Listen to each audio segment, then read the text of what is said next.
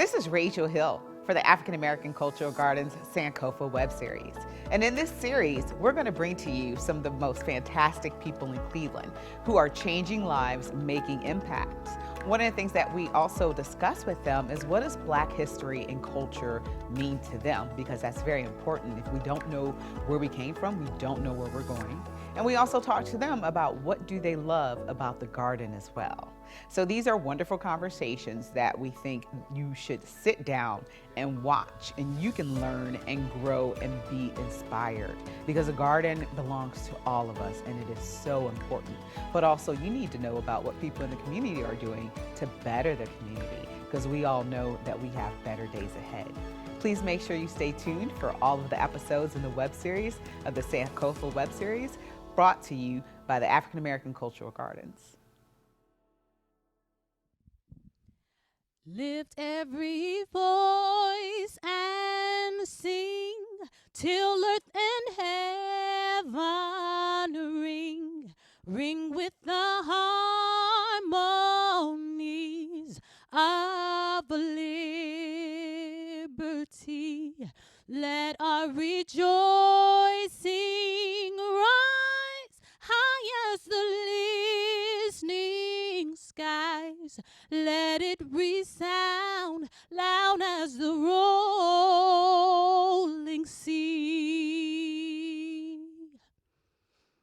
Sing a song full of the faith that the dark past has taught us. Sing a song full of the hope that the present has brought us. Facing the rising sun of our new day begun. Let us march on till victory is won.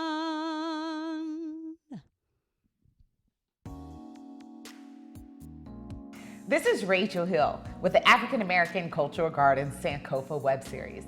And in this web series, we are bringing you change agents from the city of Cleveland who are making their mark on the world. And today's guest is Valerie B. King. Val, how are you doing today? I'm good. How are you? Awesome. Can you tell the audience a little bit about yourself? I am the granddaughter of legendary King of the Blues, B.B. King. I am a singer-songwriter myself, wife, mother, banker, a lot of different things. Talk show host?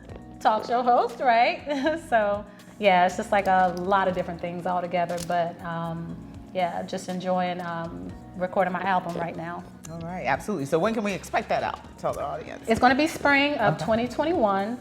Just working on my second album, so having a lot of fun with that. COVID put a dent in a lot of plans, but still moving forward. Val, can you tell us what does Black history and culture mean to you? Black history especially got us to where we are now. It's very important. It's something that I share with my kids all the time. We talk about it all the time. One thing that I notice is that because they understand history and they know their own Black history, sometimes when they're in class, they have to share with the other students. They go to a predominantly white school. So things like that. Black history, it shaped our world then and it shapes our world now, so that we know who we are, so we can be proud of who we are as a people, so we can stand tall and always be proud. Black history is everything. Now, you talked about that you're the granddaughter of B.B. King, so he is a historical figure in his own right, blues guitarist, excellent singer. Can you talk a little bit about his legacy and impact on the culture as well? The one thing that always amazes me is that my grandfather came from where he came from, pretty much not having a lot, being in the Delta, Mississippi, and becoming the king of the blues to where the world knows his name. There was an interview that he did back in '68, and I have it at the beginning of one of my songs. And it just talks about, someone asked him, the interview asked him, what do you want to do? And he said, I just want the world to hear B.B. King sing and play the blues. that's something that all adversity, all the different things that he came up against, he was able to get through all of that and make his name known. And blues music was what he stayed with. He stayed in his lane. He wanted the world to know about blues music, which is Black culture, and that's what he did. So I'm always inspired because he reinvented himself plenty of times. That just speaks to us as a people. You know, if something's not working, switch it up, change, you know, so we can be the best that we can be. But he's always something that he motivates me. His story motivates me, always, because of what he was able to accomplish. And what do you think his impact on the world was? His impact, I'll tell you, my grandfather had a heart of gold. If you had a conversation with him, you could just tell he had a love for people. He was a champion for education. So those things, just making the world a better place, one fan at a time. He took a lot of time to talk to his fans. So you think about up and coming little kid wanting to play guitar, him taking the time to focus and talk to that little child. That's the impact that he made. Just his heart. He had an amazing heart, besides being the singer that he was, besides being the guitarist that he is. Huge impact. Just pretty much never give up. Be a lover of people, help where you can, and you know, the sky's the limit. My grandfather was a champion for education, so all of his grandkids that wanted to go to college, he paid for our college. That changed my life. My grandfather paid for those that needed help getting to college. That changed my life. Now that's how much of a believer he was in education. That, taking that love for education and wanting to see us be better than he was from an education standpoint, speaks volumes to what's going on today. One of his major quotes is, "Learning is the one thing that no one can take away from you." And that's true. People could try to strip you of your property, of whatever, but mentally, what you learn is something that no one can take away from you. And I feel like that speaks volumes for what we are dealing with today. Learning, educating yourself, leveling up, that's huge. And that's something that I never forget because of the sacrifice he made for me to be able to go to college. It's completely changed my life. That's amazing. Is any distant relatives still, you know, able to capitalize upon that and some trust or something like that if they want to go back to school and obtain another degree? Well, potentially, it's our kids. I was talking about myself. Distant, right. So, what about Cleveland? What made you settle here? How did you come to be here? So my husband is from Cleveland area, and we both met at BGSU, Bowling Green State University, which again, going to college completely changed my life. My husband Marcellus and I both graduated from Bowling Green State University. After he graduated from college, he lived in Pittsburgh. We lived in outside of Pittsburgh for a little bit, which he completely could not stand because he's a diehard Cleveland Browns fan. But we wound up moving to outside of Cleveland after living in Pennsylvania. So this is where we resided. His job has taken us to Indiana, Georgia, but now we're back home. Okay. Yep. And can you talk a little bit about financial literacy? Because there's so many things that our race is not taught about money. Can you talk about how important that is, such as investing and having the finances and resources to be able to do certain things? I would say if you know someone that is doing what you want to do from an investment standpoint, pick their brain. Do the research so that you know what's going to work best for you and your family, because there's a lot of different things out there for you to invest or to start investing. But one very interesting thing for me is just changing your mindset to save. To save, not spend as much, but to save. To start a savings account, it's like $25. Start your kids with savings accounts and helping them understand that importance. Take them to the bank, help them deposit their money. It's things like that. It's shifting the mindset because it can start very small and build and build and build. You think about putting a small amount in your 20s after you graduate from college, putting a small amount in an IRA. even if you don't give a whole lot to an IRA, from what it compounds interest-wise, if you leave it there over years and years and years and years and years, you can have something that just is a great amount from what you started with. It's little things like that. It's educating yourself, researching all the different ways that you can kind of make your money work for you once you're retirement age. In your 20s, there's nothing wrong with starting to think about, okay, once I'm retired, like what kind of plan do I need to put in place to be comfortable when I retire?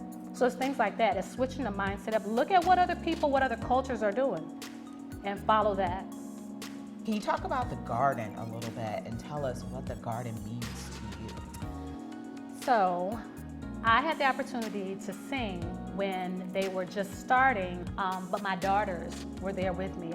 They go pretty much everywhere I go when I'm singing, and I love to have them right alongside me.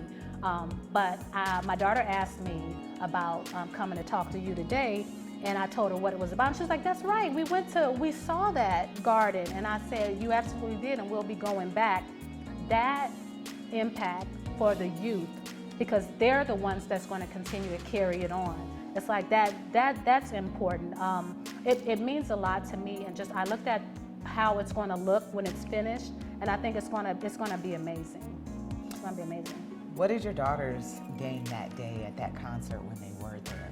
A sense of community, just seeing the different people singing, seeing the different people just coming together, and I feel like it was a great sense of community.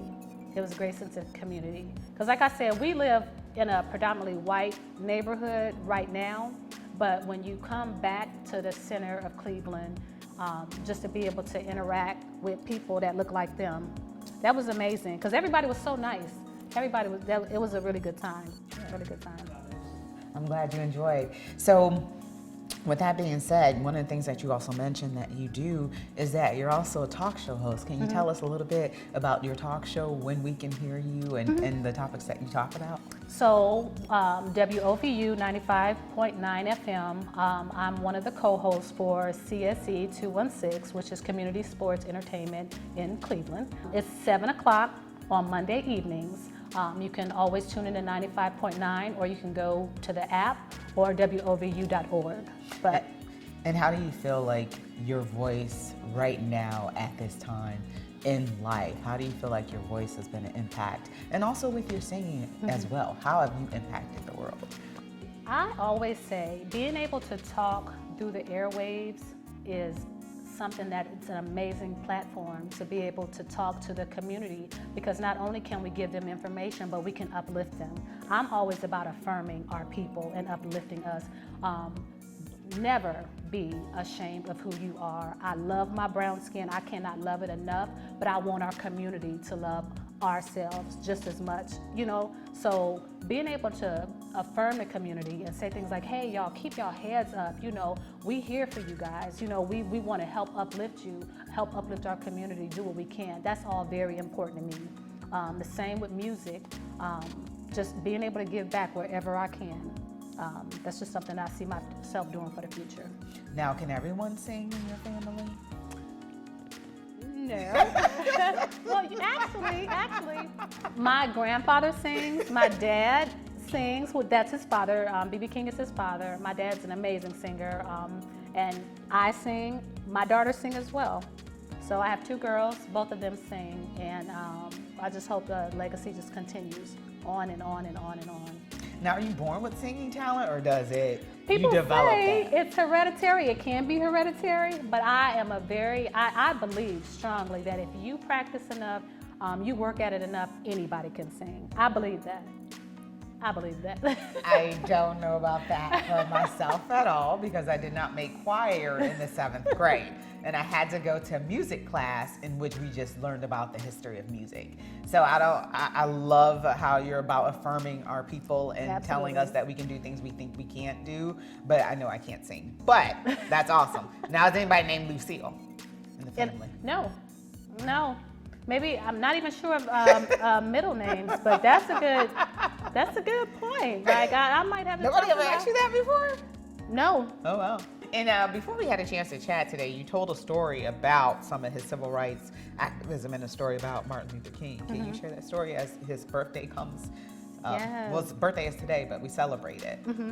There is a documentary on Hulu. It's probably on other platforms, but it's called On the Road. It's B.B. King on the Road. And he talks about an encounter where Dr. Martin Luther King Jr. and my grandfather were at the same hotel, and there was a room that was bombed. I believe it was kind of in between where the two of them were staying. They thought they were trying to get Dr. Martin Luther King Jr. And so my grandfather talks about that from his own mouth. He talks about that in his documentary. I urge you to check it out. It's called, like I said, B.B. King on the Road. It talks about how he was like most comfortable being on the road. He traveled a lot, and that was just kind of home to him. So he talks about that in the documentary, and I thought that was awesome. To hear he had that encounter, just history, and just how volatile it was. Just being able to hear that from his mouth was something that, I thought was amazing.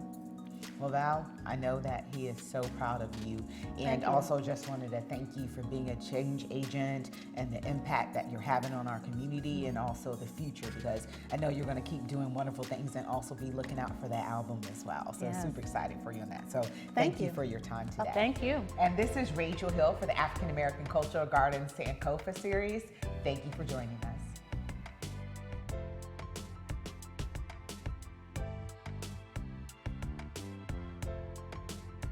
She participated in every art, project, and contest in her Cleveland high school and won. Even though she had 6 children, she still found time to paint and became the first African American female to join the American Greeting Card Company. Even though she faced difficulties as an African American female artist, she persevered and won a $20,000 fellowship from the Cuyahoga County Arts and Culture. Her works can be seen at exhibits including the Akron Art Museum, Cleveland State University, and the Mather Gallery at the Case Western Reserve University. Who is this? Virgie Ezell Patton.